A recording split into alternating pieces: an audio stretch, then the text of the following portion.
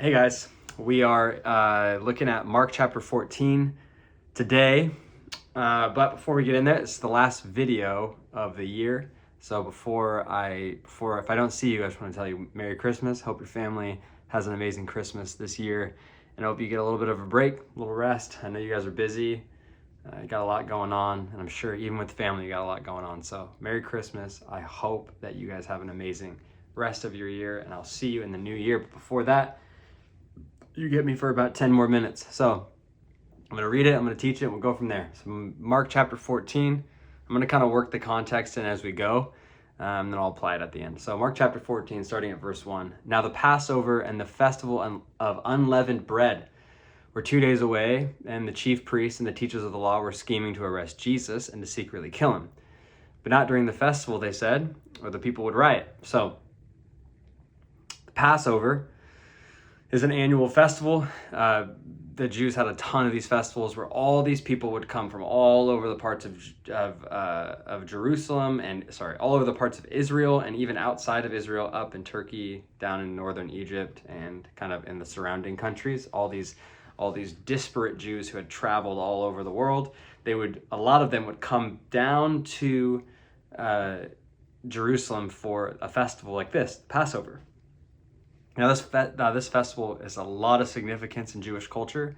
The Passover festival is literally the day where, do you remember the story in the Exodus where God tells all the people of Israel, put the blood of the lamb on your door, and the angel of death is going to pass by, and if you don't have the blood of the lamb on the door, then the firstborn child of the family, the firstborn son of the family would die. So this festival is in remembrance of that. I mean, I'm sure there's a hint of mourning and celebration. The mourning is the death and the loss of all these people whose sons died, but then the celebration is that this is the day that God had kind of put the nail in the coffin to set the people free from their slavery to Egypt. Now, they'd been celebrating this festival for thousands of years, and what they did not know was that the Passover festival was really a type, meaning it was a symbol of Jesus a symbol of Jesus that happened in the past that would be fulfilled by Jesus in the future, because Jesus, as you know, and we'll see, he dies at the Passover. He's the firstborn son. So God spares the people, us, and kills the firstborn as a sacrifice for sin. Okay, a lot of context right there, but that's kind of the meat right there. Like, that is the context of Mark chapter 14, 15, and 16. Like, that's the main thing that the author wants you to know, is that we are in the Passover. It keeps going. While he was in Bethany, which is a town right outside of Jerusalem, he was reclining at a table in the home of Simon the leper, and a woman who came with an alabaster jar full of perfume made of pure nard. She broke the jar and poured the perfume on his head. Okay, so this is interesting. In John chapter 12, we see that this woman is the woman Mary Magdalene, and she is a devout follower of Jesus, and she is littered throughout the Gospels, and this is one of those moments where you see kind of the heart of Mary. She is someone who deeply, deeply loves Jesus. Some of those who were present, goes on verse 4, were indignant to one another. They said, why this waste of perfume? It could have been sold for more than a year's wages, and the money could have been given to the poor. And they rebuked her harshly. Leave her alone, Jesus said. Why are you bothering her? She's done a beautiful thing to me. The poor will always have you, and you can help them anytime you want, but you will not always have me. She did what she could. She poured perfume on my body beforehand to prepare for my burial. Another one of those moments where Jesus is like basically telling them what's going to happen. He's going to die. Truly, I tell you, wherever the gospel is preached throughout the world, what she has done will also be told in memory of her. I just love that. I love that line. Jesus is like, hey, that's basically Jesus being like, write this one down. boys. Like, if you're going to write a story about me, that story needs to be in there. And then it is, right here it is. Then Judas Iscariot, one of the 12, went to the chief priests to betray Jesus to them. They were delighted to hear this, and they promised to give him money. So he watched for an opportunity to hand him over. Okay. What the writer is doing, what Mark is doing, is showing you a contrast here. And the contrast is the beautiful expression of worship versus the judgment of her worship, and actually the judgment that hardens a heart, that leads to a betrayal of Jesus, that literally leads to Judas being like, I can't even watch that anymore. We need to go and like sell this guy out. Like, that is what that's what Mark is showing you. He's like, look at the sharp contrast between Mary and between Judas. And I think what, obviously it's hard. These passages honestly are pretty hard to teach, because towards the end of the Gospels, the passages really start to become biographical in nature and less like teachy in nature. Like, obviously you can pull application from them, but really what they're doing is they're trying to show you the sacrifice of Jesus.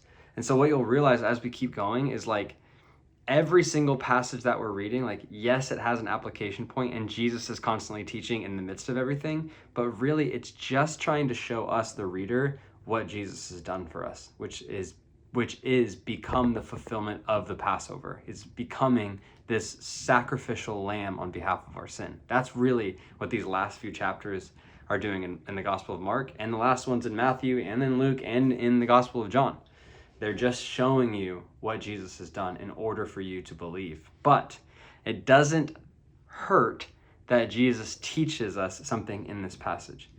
And this is it right here. I think this is the main line. She has done a beautiful thing. She's done a beautiful thing. And what she has done is this. She has recognized that Jesus is worth literally everything to her. That's what she's done. She has recognized. She sees it and she acts on it. Jesus is worth literally everything. I mean, I can only imagine what it would be like to live as a peasant in Israel in the first century under Roman occupation. I'm sure that you wouldn't generally like to waste a year's wages. I mean, like, think about what you make in a year, right? Think about what you make in a year, and imagine all of that is the what you make in a year is bottled into some type of perfume, right? And we're talking like hundreds of thousands of dollars potentially worth of something, and it's dumped out like that. Like, that's what sacrifice that is. It impresses Jesus. It shows Jesus something, and it also it also reveals the hearts of other people. And so I believe that the main application for this passage is this right here. Are you willing? Am I willing? Are we willing to be people who give Jesus everything? Literally everything. I'm not saying you need to go out and, cash out your 401k and like go dump it on, the chapel at CPC or something like that. That's sacrilegious, by the way. Don't do that. But what I am saying is there is this beauty in what she does, and what she's doing. What the perfume symbolizes is really her life, right? A year's wages, what she could literally live on. And what she's doing is saying, like, you are worth my life. You're worth everything that I have.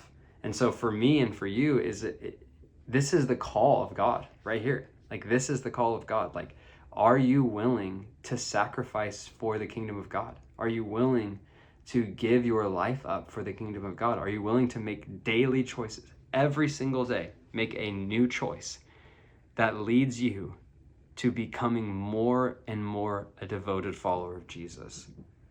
Are you willing to do that? Are you willing to wake up earlier to spend time with God? Are you willing to give out out of the overflow of your heart? Are you willing to serve when you should be doing something else on the weekends? Are you willing to like unbusy your children so they can spend more time with the family and grow in their relationship with God in that way?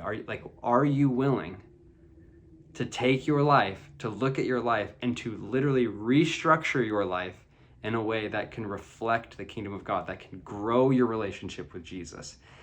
And here's the contrast.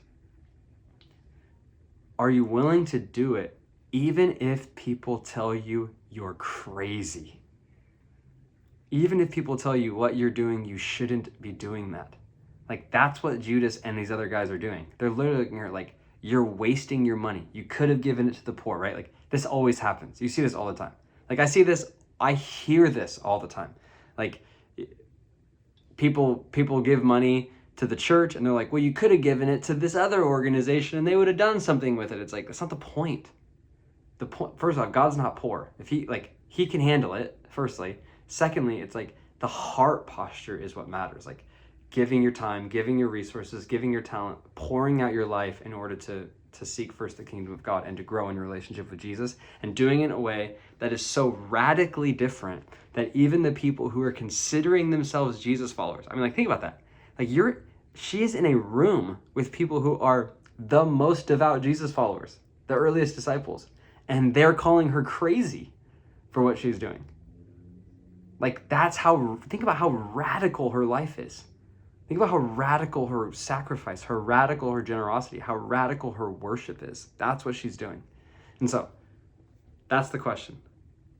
Are you willing to restructure, reorganize your life in a way that offers true and beautiful worship to the eyes of God? Love you guys.